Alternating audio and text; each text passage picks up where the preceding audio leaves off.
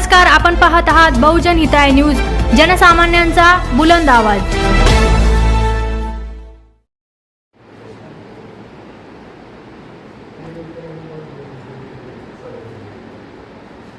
Proposal is to have a collaborative network for people in Aurangabad. And what is it that we are proposing is, so one of the things which we have launched is this dialclub.org. This is one side, it will get completed and you can set your students also for completing this. So this is completely free of cost. So there are a set of almost 60 activities that the student can do. Like going to the institute, industry visits, book club, already related to them. कुणाची interview घ्या, कुणाला बोलवा, small assignment घ्या, NGOचं घ्या, गव्हर्नमेंटचं घ्या, अशा set of. And the staff and students are free to do. If they need any support, my team is there to support them. Here I will introduce with them also. दुसरा एक online video contest which we are increasing value क्रिएशनसाठी, ते एक आहे. तिसरं मला important जे सांगायचं होतं, in Mumbai I get lot of students from overseas. आता माझ्याकडे ती फॅसिलिटी नाही मुंबईमध्ये, but I take support of others. So from 30 days to 90 days परदेशातले इंजिनिअरिंगचे आणि MBAचे मुलं मुली मुंबईत येतात दरवर्षी. मागच्या 11 वर्षापासून चालू आहे. येतात, आयडेंटिफाय करतात प्रोजेक्ट्स, तिथले लोकल मुलं मुली त्यांना सपोर्ट करतात. म्हणजे जे BMS करतात, BBA करतात ते मुलं मुली. So this projects has been going on. पण तिथं त्यांची राहायची वगैरे सोय करण्यासाठी दुसरं organization. So I want to run this model here. पण ते करताना अगोदर मला त्याच्यामुळे इकडची इकोसिस्टम करायची. So it is because of mister Ashish Garje. सो तुम्ही तो औरंगाबादचा असून तू इथल्यासाठी का बरं नाही केलं. So that is one of the reasons. So these people from overseas MBA engineering institutes, they are willing to come to India. 30 दिवस ते 90 दिवस त्यांचे जे असतात ते येतात, त्यांच्या पैशाने येतात, त्यांच्या पैशाने राहतात, खाणं पिणं हे असतं. But they work on the life projects. आपल्याकडे चॅलेंजेसची कमतरता नाही आहे. They work with social, they work with government, they work with NGOs, they work with education. कुणाचे जे काय असतील प्रॉब्लेम, तुम्ही सांगितलं आमचं हे करायचं, तर तुमचं वेबसाईटचं काय काय तो प्रॉब्लेम येते, ते त्यांचा ग्रुप येतो, तो पूर्ण सॉर्ट आउट करून हँडओव्हर करून निघून जातो. पैसे त्यांना पण होतात. सो त्यांच्या एज्युकेशनसाठी तर हे मॉडेल. आणि I want each of the college to own up things. तुमच्याकडे मग त्यांचं खाणं पिणं जे काही कमर्शियल असेल तर तुमच्याशी करा. तुमचं लग्न लावून द्यायचं काम मी करतो. तुम्हाला काही मदत लागली, भटजीची सेवा घेतली. Okay. So that is one of the things. आणि तुमच्या पण मुलांना internship projects. So the reason for calling you SMEचं डिजिटल ट्रान्सफॉर्मेशन सेंटर मी इकडे बनवतो. आणि the types that are we have with the government is that भारतातले MSMEs औरंगाबादमध्ये यायला सुरुवात होणार आहे ट्रेनिंगसाठी. त्यांच्याशी 10-12 आता सध्या ट्रेनिंगचे आहेत. सो 3-3 दिवसाचे 5 दिवसाचे त्यांचे ट्रेनिंग्स आहेत. So will be coming out for those things.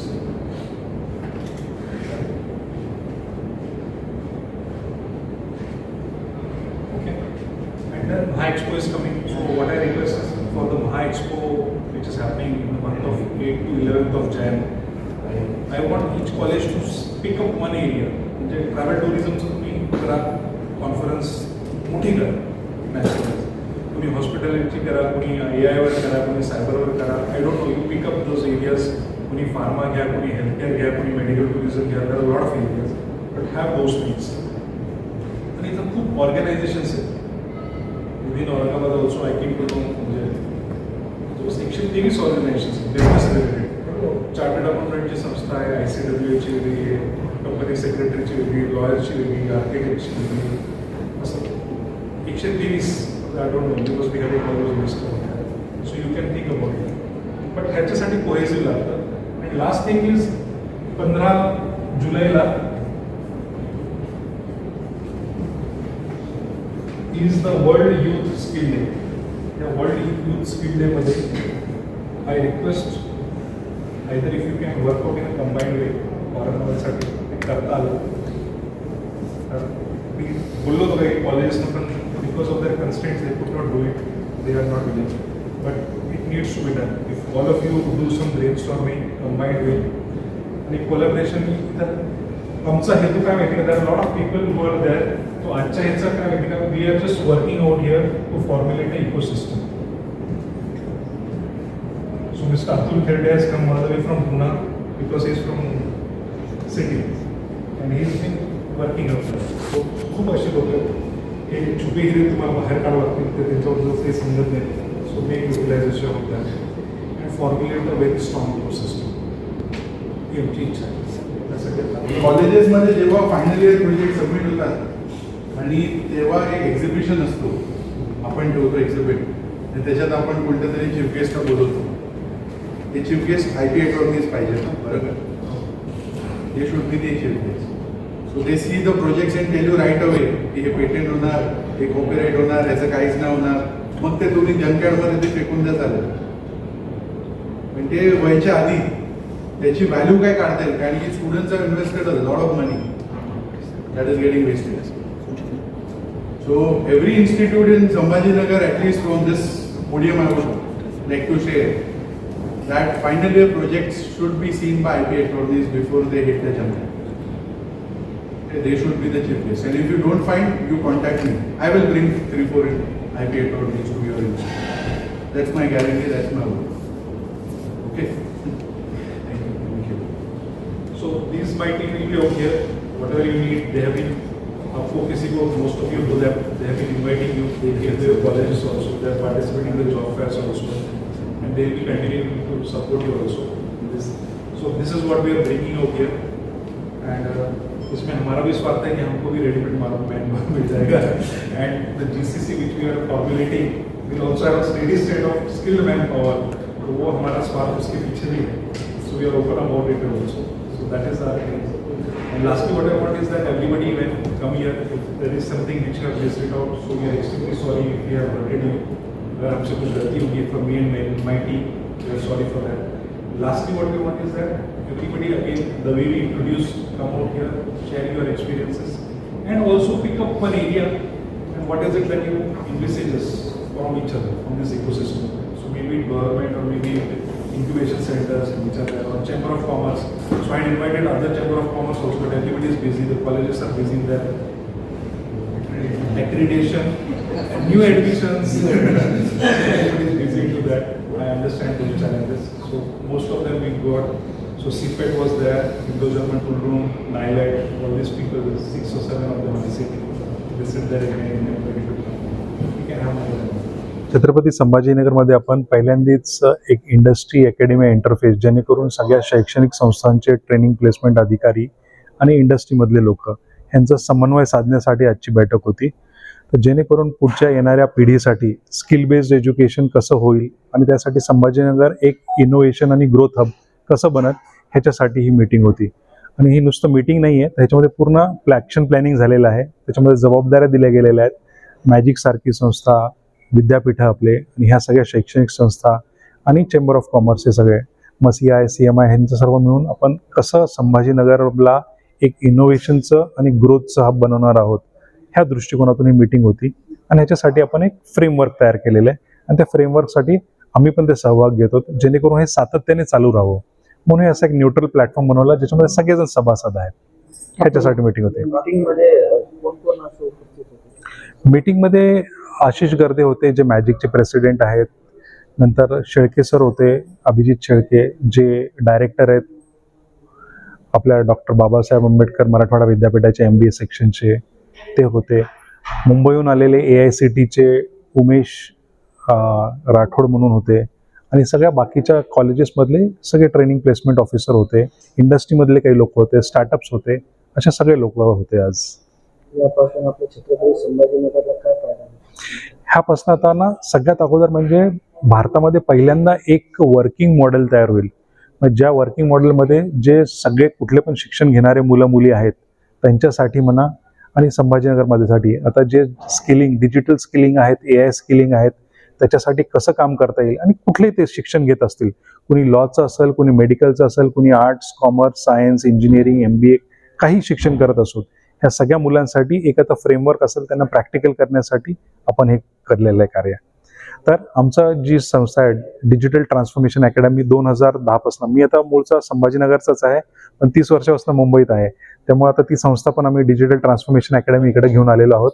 आणि ह्या डिजिटल ट्रान्सफॉर्मेशनच्या अकॅडमी मार्फत डिजिटल एंटरप्रेन्योरशिपचे कोर्सेस, डिजिटल मार्केटिंगचे आणि त्याच्यात शिक्षणाची अट नाही. आमचे सगळे स्किल बेस्ड आणि जॉब गॅरंटी प्रोग्राम आम्ही घेऊन आलेलो आहोत. आणि हे skill based job guarantee program मुंबईच्या नंतर आता संभाजीनगरमध्ये उपलब्ध करत आहोत. तर ह्या सेक्टरमध्ये तुम्ही आज जिथं आलेला आहात इथंच आम्ही करणार आहोत. खाली पण एक ट्रेनिंग सेंटर आहे आणि वरचं पण सेंटर आहे, त्यासाठी तुम्हाला बोलवलं गेलं आहे. आपलं नाव सांगा. माझं नाव योगेश उदगिरे आहे आणि मी त्रिनेत्री क्वांटम प्रायव्हेट लिमिटेड ही कंपनीचा मी एक CEO आहे आणि डिजिटल ट्रान्सफॉर्मेशन अकॅडमीचा मी फाउंडर आहे. विद्यार्थ्यांना काही आव्हान करणार विद्यार्थ्यांना 3च आव्हान करायचे आहेत मला, की त्यांनी घाबरून जाऊ नये. एआयचा वापर, एआय मोबाईल सारखं होणार आहे. मोबाईलसाठी मुलांनी कुठे ट्रेनिंग घेतलेली नाहीये. एवढं सोपं आहे एआय, तुम्ही वापरायला शिका. एआयचा वापर कसा करायचा ते तुम्ही बघा आणि त्याच्यामध्ये रोजगाराच्या संधी खूप उपलब्ध आहेत, उद्योगाच्या संधी उपलब्ध आहेत. तुम्हाला रोजगार करायचा तुम्ही रोजगार करा, तुम्हाला बिझनेस करायचा तुम्ही बिझनेस करा. या दोन्ही संधी आपण संभाजीनगरमध्ये विद्यार्थ्यांसाठी घेऊन आलेलो आहोत. आपल्याकडे श्री योगेश उदगिरे यांनी हा कार्यक्रम आयोजित केला होता आणि वाढत्या आता बदलत्या युगामध्ये AI मुळे जे काय सगळे नोकऱ्यांवर वगैरे परिणाम होत आहेत, तर याला महाविद्यालयांनी आणि संस्थांनी कशा पद्धतीने फेस करायला पाहिजे याविषयी हा कार्यक्रम होता. तर त्याच्यामध्ये मला बेसिकली हेच सांगायचं होतं की AI मुळे तुमचं कामाचं जे स्वरूप आहे तेच इतकं बदलणार आहे आता की आज 2025 मध्ये जो विद्यार्थी आपल्याकडे फर्स्ट इयरला म्हणून येतो, हा 4 वर्षांनी बाहेर पडेपर्यंत तो काय करणार आहे हे विद्यार्थ्यांनाही माहिती नाही आणि शिक्षकांनाही माहिती नाही. आणि मग अशा वेळेस काय करायचं, तर नवीन गोष्टी आत्मसात करण्याचं कौशल्य जर त्या विद्यार्थ्यांमध्ये आपण बिंबित करू शकलो, तर तो जसं जसं परिस्थिती बदलत जाईल तसे तसे तो नवीन गोष्टी शिकत जाईल आणि अशा रीतीने तो सक्षम होईल. तर हे त्याच्यामध्ये महत्वाची गोष्ट वाटली मला.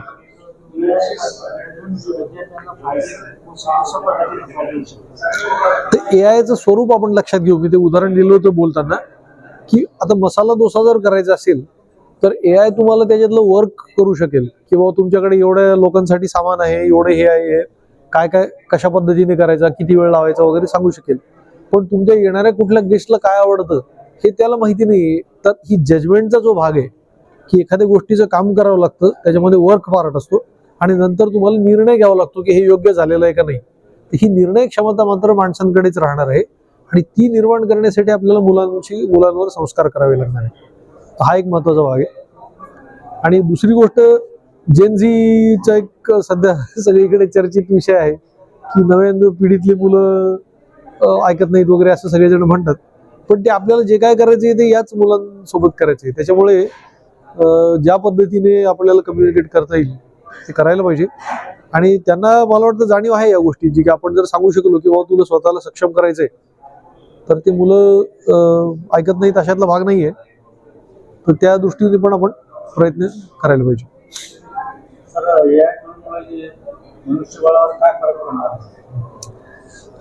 हा प्रश्नाचं की नाही, याचे 3 स्तरांमध्ये उत्तर आहे. रोबोटिक्स आले तेव्हा पण हेच झालं, नवीन मशीन आले तेव्हा पण हेच झालं आणि आता AI मुळे पण तेच होणार आहे. काय माणसाचे कामं हे 3 स्तरांमध्ये चालतात. सगळ्यात खालचा जो स्तर असतो ते वर्क करणारे लोक असतात आणि यांच्या वर्कवर परिणाम होऊ शकतो AI मुळे किंवा रोबोट टेक्नॉलॉजीमुळे, कारण की तेच काम परत करायचे असतात. याचे वरचे जे असतात ते मॅनेजर्सचे असतात. हे मॅनेजर्स बऱ्याच वेळा ते वर्क मॅनेज करतात आणि त्याच्यावर धोरणात्मक कामं करणारी लोक असतात. ही धोरणं AI नाही ठरवू शकत. मग त्यामुळे AI आल्यामुळे नोकरी जाईल का किंवा AI आल्यामुळे जॉब जाईल का, तर आता डॉक्टर्स लोक म्हणतात आम्हाला की बाबा AI मुळे माझं काम कमी होईल का, तर तुमचं काम AI मुळे कमी नाही होणार. पण ज्या डॉक्टरला AI येतं अशा डॉक्टरमुळे तुमचं काम नक्कीच कमी होऊ शकतं. आणि म्हणून AI काय चाललेलं आहे हे समजून घेणं आवश्यक आहे आणि आपल्या कामामध्ये याचा फायदा कसा करून घेता येईल या दृष्टीने आपण विचार करण्यासाठी, त्याच्यासाठी ते सक्षम व्हायला पाहिजे आणि त्यासाठी नवीन गोष्टी शिकण्याची तयारी ठेवायला पाहिजे. लोकांमध्ये समज आहे की AI मुळे जे तो बेरोजगारी हा वाढणार, यावर काय सांगणार? कसं आहे, प्रत्येक वेळेस जेव्हा नवीन टेक्नॉलॉजी येते ना, तर आधीचे कामं करणारे लोक जे असतात यांच्या नोकरीवर त्याचा परिणाम होतोच. बँकिंगमध्ये असंच म्हणले होते की कम्प्युटर आले की बँकेचे लोक बेकार होतील, पण आपल्याला असं लक्षात आलं की बँकेचे नोकऱ्या वाढलेल्या आहेत कम्प्युटर्स आल्यापासून. फक्त काय कामाचं स्वरूप बदललेलं आहे. ते आधी तुम्ही रजिस्टरवर जे लिहित होता आणि अनेक गोष्टी लक्षात ठेवत होता ते स्वरूप राहिलं नाही कामाचं. आणि आता कामाचं स्वरूप काय झालेलं आहे की you are now able to computer वापरून तुम्ही जे काय बँकिंगचे कामं करतायत ते झाले. तर बँकेचे प्रत्यक्ष नोकऱ्या वाढलेल्या आहेत कम्प्युटिंग आल्यापासून. हे असं AIचं पण होणार आहे. आत्ताचं कामाचं जे स्वरूप आहे हे स्वरूप बदलेल आणि ते बदललेल्या स्वरूपात जे कोणी शिकून घेतील, जे स्वतःला सक्षम करतील त्यांचं पुढे नक्कीच उत्कर्ष होईल त्यांचं.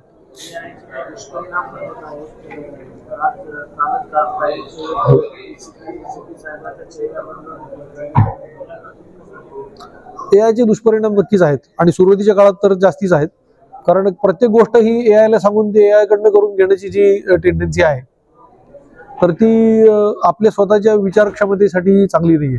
म्हणजे विचारशीलता माणसाची सगळ्यात महत्वाची असते, किंवा मी काय विचार करू शकतो एखाद्या तो पार्ट महत्वाचा आहे. तो जर तुम्ही त्यांच्याकडनं सांगितला तर मग अडचण होते. करायला काय पाहिजे की एआय हा तुमचा असिस्टंट आहे, तुम्ही त्याला काम सांगायचं आणि त्याच्यानंतर त्यांनी जे काही काम त्याचं मूल्यमापन करायचं आणि त्याला करेक्शन्स करायचे. या प्रकारची जोपर्यंत क्षमता मुलांमध्ये, आता मुलं ते प्रॉब्लेम सोडवून घेतात त्याच्याकडनं, पण तो मग त्याच्यामुळे काय होतं ते कळत नाही त्यांना. आणि याच्यावर काही ब्रेन मॅपिंगचे स्टडीज पण झालेले आहेत की जे लोक सारखं सारखं एआय वापरतात त्यांच्या ब्रेन मधले काही भाग हा कमी होत चाललेला आहे, असे स्टडीज आहेत भरपूर मार्केटमध्ये. तर त्याचे दुष्परिणाम आहेत, पण मग आपण काय करायला पाहिजे की त्या दुष्परिणामांची जाणीव घेऊन त्याच्यापासून आपण स्वतःला लांब ठेवायला पाहिजे. एआय हा तुमचा मालक नाहीये, तो तुमचा नोकर आहे. तर तुम्हाला काम जर सांगता येत नसेल तर मग ते त्याला एआय पण काही करू शकत नाही आणि नोकरही काही करू शकत नाही. मी अतुल खेरडे, मी मूळचा संभाजीनगरचाच आहे. या निमित्ताने सगळ्यांशी बोलायला चान्स मिळाला, बरं वाटलं. मी साधारण जानेवारीपासून इथे संभाजीनगरमध्ये MIT कॉलेजमध्ये तिथल्या इन्क्युबेशन सेंटरचं कार्यकारी अध्यक्ष म्हणून आहे. तिथे मी CEO म्हणून आहे. आणि कोणाला या संदर्भात काही माहिती हवी असल्यास कधी MIT ला या, आय विल बी ग्लॅड. स्टार्टअप्सला कसं पुढे घेऊन जाता येईल आणि नवीनताकडे कसं पुढाकार घेता येईल ह्याबद्दल आज युनिव्हर्सिटीचे लोक, स्टार्टअपचे लोक, इंडस्ट्रीचे लोक इथे जमलेले. माझं नाव उमेश राठोड आहे. मी मिनिस्ट्री ऑफ एज्युकेशन इनोव्हेशन सेलमध्ये कार्यरत आहे. मुंबईला माझं ऑफिस आहे आणि मी वेस्टर्न रिजन बघतो, म्हणजे महाराष्ट्र, गोवा, दादरा नगर हवेली, दमण दीव. तर संभाजीनगरमध्ये जवळपास आमच्या 100+ IICs आहेत. IICs म्हणजे इन्स्टिट्यूशन इनोव्हेशन काउन्सिल, ज्या आम्ही इंजिनिअरिंग कॉलेजेस, BBA BCA कॉलेजेसमध्ये उभारतोय. ह्या सेलचं काम आहे इन्स्टिट्यूशनमध्ये इनोव्हेशन, नवीनता कसं वाढवता येईल. त्याच्यात फॅकल्टीज मोस्टली पॅनलवरती असतात आणि आज इथे आम्ही जमून त्याच्यावरती चर्चा केली. काही मुद्दे मी मांडले, जसं फॅकल्टीजमध्ये आपल्याला 3 रोल पाहिजेत: रिसर्च फॅकल्टी, टीचिंग ट्रॅक आणि ॲडमिन रोल, कारण की most of the faculties are involved in admin activities. मग मुलांमध्ये 4 तऱ्हेचे टाईप्स आहेत, 4 तऱ्हेचे मुलं असतात अकॅडमियामध्ये. एक, ज्यांना जॉब घ्यायचा आहे ते फोकस घेऊन येतात. दुसरं, ज्यांना पुढे शिकायचं आहे किंवा रिसर्चसाठी जायचं आहे, UPSC, गेट अशा एक्झाम्स प्रिपेअर करायचं आहे. तिसरं म्हणजे जे मुलं आहेत त्यांना स्टार्टअप करायचं आहे किंवा उद्यमिताकडे त्यांचं लक्ष आहे. आणि चौथं बघितलं तर मुलांना ज्यांना क्लॅरिटी अजून नाही आहे की आपल्याला कोणतं मार्ग घ्यायचं. तर त्यासाठी एक आपल्याला इकोसिस्टम डेव्हलप करण्याची गरज आहे, ज्याच्यात मुलांना आपण त्यांच्या इच्छानुसार, त्यांच्या विजन अनुसार, त्या माध्यमातून आपण त्यांना ते हँड होल्डिंग आणि सपोर्ट देऊ शकू. मिनिस्ट्री ऑफ एज्युकेशनचे खूप काही इनिशिएटिव्ह आहेत. स्मार्ट इंडिया हॅकेथॉन, जगाचा सर्वात मोठा हॅकेथॉन आम्ही करतो. इनोव्हेशन डिझाईन ऑन्टरप्रेन्योरशिप बूट कॅम्प गेल्या वर्षी MGM युनिव्हर्सिटीला आम्ही राबवलेलं. तसंच आम्ही फॅकल्टी डेव्हलपमेंट प्रोग्राम्सही करतो आणि ते असे प्रोग्राम आम्ही अजून करणार आहोत. पण आपल्याला आज हे समजण्याची गरज आहे की हे एक इन्स्टिट्यूट एकटं किंवा गव्हर्नमेंटच्या हिशोबाने फक्त एक प्रोग्राम म्हणून नाही होणार. त्याच्यासाठी आपल्याला सर्वांना पुढाकार घ्यायचा आहे. फॅकल्टी असो, स्टुडंट असो, पेरेंट्स असो. आता ज्या मुलाला स्टार्टअप करायचा असेल आणि त्याची माहिती नसणार तर इन्क्युबेटर्स आहेत. MIT कॉलेजला आहे मॅजिक इन्क्युबेटर आहे इंडस्ट्रीचं. तर हे इन्क्युबेटर्समधून आपल्याला फारशी माहिती भेटेल. आधीच्या काळात जे बिझनेस व्हायचे, ट्रेडिशनल बिझनेस, की बाबा आपल्याला खूप पैसा लागतो स्टार्टअप करायला, तशी गोष्ट आज राहिलेली नाही. आज तुमच्याकडे इन्क्युबेटर आहे. गव्हर्नमेंटची 20 लाखाची मिनिमम ग्रांट म्हणजे काय, तुम्हाला ते परत गव्हर्नमेंटला द्यायचं नाही आहे. ह्याबद्दल पालकांना पण सुशिक्षित करायची गरज आहे.